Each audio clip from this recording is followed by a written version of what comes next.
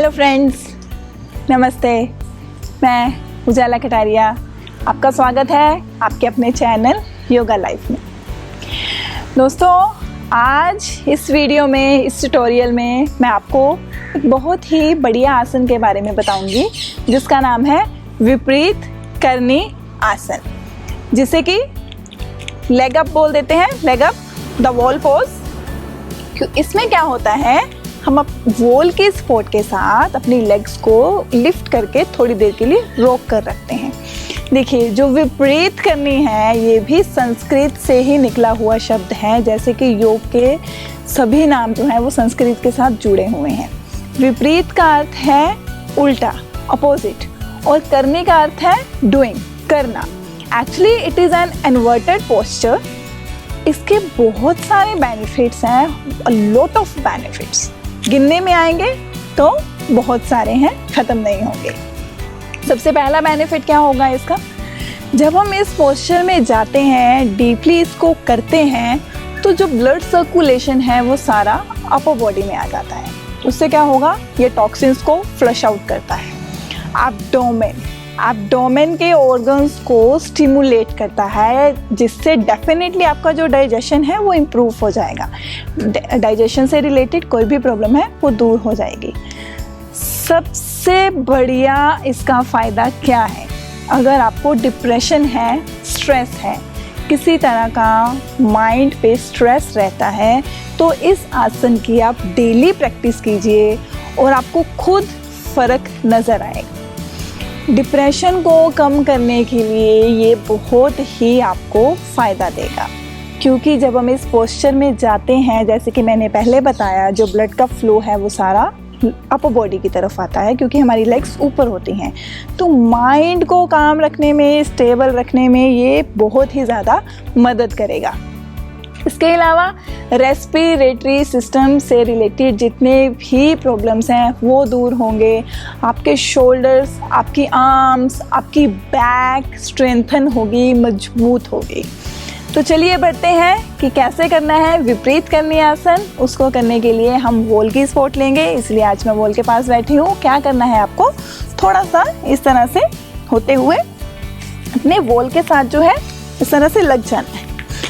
अपनी जो हिप्स हैं वो जितना हो सके वॉल के साथ टच करके रखने हैं, ठीक है। इसके साथ धीरे धीरे अपने हाथों की सपोर्ट लेते हुए, पीछे रखते हुए इस तरह और घूमेंगे वॉल की तरफ, और यहाँ से आपको धीरे धीरे से लेटना है इस तरह से, ठीक है।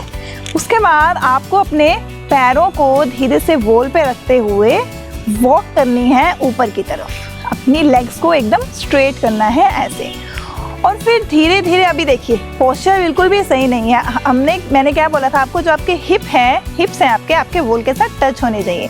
तो थोड़ा सा हम इस तरह से अपने बॉडी को मोड़ते हुए, थोड़ा सा मूव करते हुए ये पोस्चर लेंगे।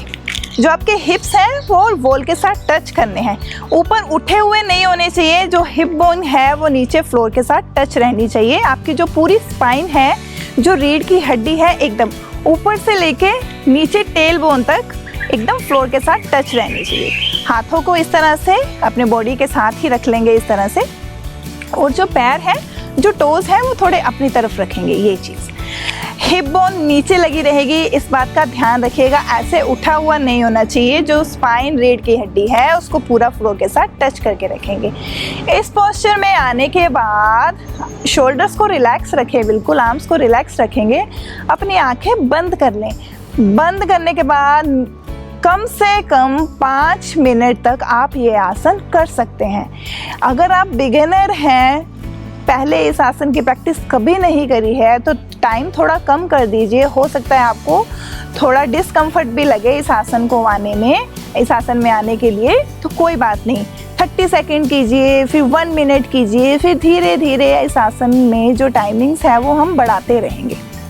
इस तरह से आपको कम से कम 5 मिनट के लिए ऐसे ही रहना है। देखिए, लेग्स ऊपर है, सारा ब्लड का फ्लो जो है वो अपर बॉडी की तरफ आ रहा है।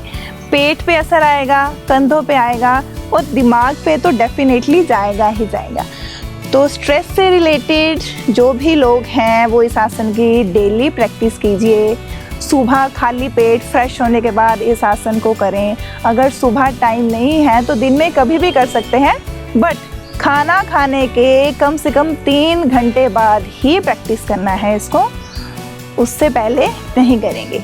इस तरह से जब आपको वापस आना है धीरे धीरे फिर वॉक करते हुए पैरों को नीचे लेके आएं और फिर थोड़ा सा इस तरह से घूमते हुए अपने पैरों को यहाँ रखेंगे। यहाँ आने के बाद आप थोड़ी देर के लिए शवासन में लेट सकते हैं। शवासन में दोनों टांगे सीधी करके हाथों को यहाँ डीप ब्रीदिंग कर सकते हैं। अगर इमीडिएटली आपका उठने का मन नहीं है तो यहाँ पर थोड़ी देर रुकते हुए फिर धीरे से अपने मैट के सेंटर में आ जाएं। तो मैं उम्मीद करती हूँ कि आपको समझ आया हो कि विपरीत कन्या आसन को कैसे करना है। अब बढ़ते हैं इसके प्रिकॉशंस, किनको ये नहीं करना है। पेप्टिक अल्सर, जो लोग इस प्रॉब्लम को फेस कर रहे हैं उन्हें ये आसन की प्रैक्टिस नहीं करनी है। प्रेग्नेंट लेडीज़ को भी इस आसन की प्रैक्टिस नहीं करनी है। हाँ, साइटिका और बैकएक जिनको है उनको बहुत ही केयरफुली करना है इस आसन को। जल्दबाजी में इस आसन की प्रैक्टिस बिल्कुल भी नहीं करेंगे। अगर नीज़ में किसी तरह की बहुत ज़्यादा प्रॉब्लम है तो भी इस आसन को थोड़ा अवॉइड करें।